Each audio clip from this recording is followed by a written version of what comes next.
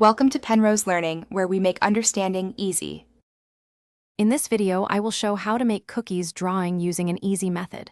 First, let's begin by sketching a basic circle or oval shape for your cookie's main body. Don't press too hard, as these are just guidelines. Next, we'll add a slightly wavy or irregular edge around that initial shape to give it that classic, freshly baked look. This simple step makes a big difference in the final appearance. Now, let's bring our cookie to life with some delicious details.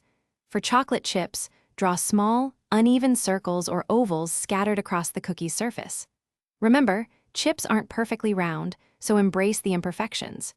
You can also add a few very light, short lines on the cookie's surface to suggest a slightly crumbly or textured appearance. This adds depth and realism to your drawing. To make your cookie drawing truly pop, shading is key.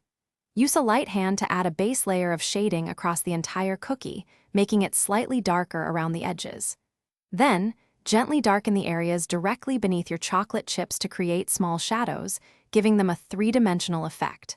Finally, carefully erase any visible initial guidelines to ensure your cookie looks neat and professional. You're almost done. For the final step, let's add some color. Select warm, inviting brown tones for the cookie itself, perhaps a lighter shade for the main body and a slightly darker one for the edges.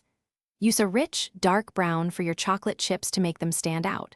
Remember, practice makes perfect, so don't be afraid to experiment with different styles.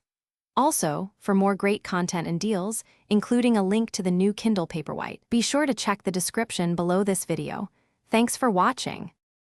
Thanks for watching. If this was helpful, leave a like and consider subscribing. See you next time.